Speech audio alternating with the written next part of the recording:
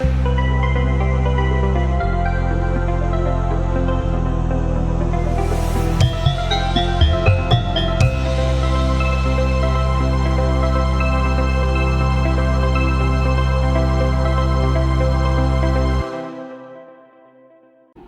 anak-anak, bagaimana kabar kalian hari ini?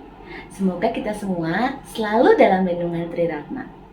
Anak-anak, apa yang kalian ketahui tentang fungsi serta makna cara dan peralatan puja dalam agama Buddha? Setiap aliran agama Buddha memiliki cara dan peralatan puja. Fungsi dan maknanya pun akan berbeda-beda. Sudah siap belajar? Mari belajar bersama Ibu Angga. Namo Buddhaya. Fungsi dan makna cara puja dan peralatan puja. Fungsi dan makna cara dan peralatan puja dalam agama Buddha pada hakikatnya sama. Praktik puja harus dilakukan dengan pandangan benar. Perbedaan cara dan peralatan puja dalam agama Buddha dipengaruhi oleh aliran besar agama Buddha dan budaya atau tradisi di tempat agama Buddha itu berkembang. Memuja kepada Buddha, Dhamma, dan Sangha sama-sama bertujuan meningkatkan keyakinan kepada Triratna, namun memiliki makna yang berbeda-beda. Memuja kepada Buddha bermakna meneladani seorang Buddha yang telah ditunjukkan oleh Buddha Gotama, yaitu kesucian, kebijaksanaan, cinta kasih, dan belas kasih. Memuja kepada Dhamma bermakna mempelajari, menjalani ajaran Buddha, dan merealisasi Nibbana. Memuja kepada Sangha bermakna menghormati Sangha sebagai pelestari ajaran Buddha. Cara pujaku. Posisi tubuh dalam pelaksanaan atau penghormatan puja merupakan posisi tubuh sebagai perwujudan sikap rendah hati dan keluhuran budi dapat menunjang tercapainya tujuan dari penghormatan atau puja. Kita akan membahas yang pertama, Anjali. Yang kedua, Namaskara atau Wensin. Yang ketiga, Uthana. Keempat, Pradaksina. Dan kelima, Samicikama. Pertama, Anjali.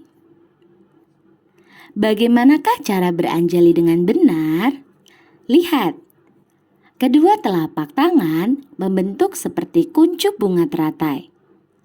Tujuan dari beranjali adalah menghormat kepada yang patut dihormati, dapat diberikan kepada semua orang, bermakna keselamatan atau harapan. Yang kedua, Namaskara. Bagaimanakah cara namaskara yang benar? Caranya adalah 5 anggota tubuh kita harus menyentuh lantai. Yang pertama, dahi kita. Kedua, telapak tangan. Ketiga, siku. Keempat, lutut. Dan kelima, ujung jari kaki. Tujuan dari namaskara adalah menghormat kepada yang patut dihormati, diberikan kepada orang-orang tertentu. Bermakna kerendahan hati, kelemah lembutan yang dapat melenyapkan ego sumber dari penderitaan. Yang ketiga, Uthana. Uthana adalah menghormat dengan cara berdiri dan tangan bersikap Anjali.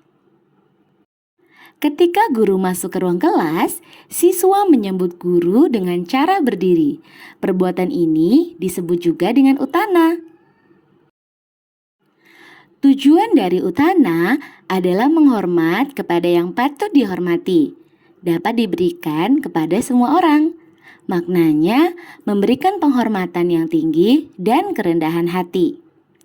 Yang keempat, Pradaksina.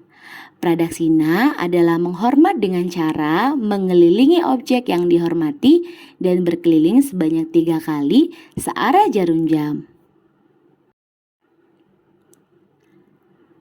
Berikut adalah objek yang dihormati saat pradaksina, yaitu candi, wihara, cetya, pohon Bodhi. Tujuan dari pradaksina adalah menghormat sifat luhur dari objek pada kina. Maknanya menyadari tindakan yang telah dilakukan dan puja atau penghormatan kepada Triratna. Samichikama adalah sikap lainnya yang menunjukkan kerendahan hati dengan tujuan untuk menghormati orang lain. Misalnya adalah dengan bertutur kata sopan dan lemah lembut. Selain itu, merawat biku yang sedang sakit juga merupakan bentuk penghormatan yang tergolong dalam Samichikama. Tujuannya adalah menghormat dan melatih diri berperilaku luhur. Maknanya memberikan penghormatan yang tinggi dan kerendahan hati. Kita membahas peralatan pujaku. Peralatan puja merupakan sarana atau alat bantu untuk menumbuh kembangkan keyakinan kepada Triratna. Melatih perhatian dan semangat dalam melaksanakan puja. Benda-benda yang berada di altar antara lain: yang pertama, Buddha Rupang. Selanjutnya, lilin. Yang ketiga, hio atau dupa. Yang keempat, bunga. Kelima, air. Dan keenam, buah. Selain itu, di altar Buddha juga terdapat rupang bodhisatwa. Terdapat juga rupang para dewa, buku parita, buku mantra, dan juga peralatan puja seperti yang ada di gambar, seperti tambur, mukle, imkeng, tance, ataupun jubah hitam. Peralatan puja tersebut memiliki tujuan dan makna yang berbeda-beda. Altar yang berisi Buddha rupang, lilin, air, dupa, bunga, buah, rupang bodhisatwa, dan rupang dewa bertujuan objek puja dan perhatian serta mengurangi kemelekatan. Sedangkan buku parita, buku mantra, tambur, dan sebagainya bertujuan meningkatkan perhatian atau konsentrasi dalam pelaksanaan puja. Buddha rupang yang terdapat pada altar bermakna meneladani Buddha. Lilin bermakna penerangan. Air bermakna kerendahan hati. Dupa bermakna nama yang harum. Bunga bermakna ketidakkekalan. Dan buah bermakna hasil perbuatan. Rupang bodhisatwa bermakna meneladan bodhisatwa. Rupang dewa bermakna meneladani dewa.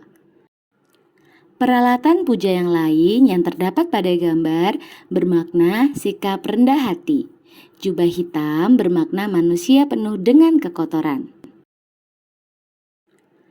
Apakah cara puja dan peralatan puja yang pernah kalian lakukan dapat menimbulkan pengalaman batin yang berkesan? Setelah mempelajari materi hari ini, diharapkan anak-anak dapat memiliki pemahaman yang benar tentang fungsi, makna, cara, dan peralatan puja. Nah, apakah kalian sudah memahami materi hari ini? Jika belum, silakan baca kembali dan tonton ulang video ini. Untuk menguji kemampuanmu, silakan kerjakan soal pada LMS Buddha. Terima kasih dan Namo Buddhaya.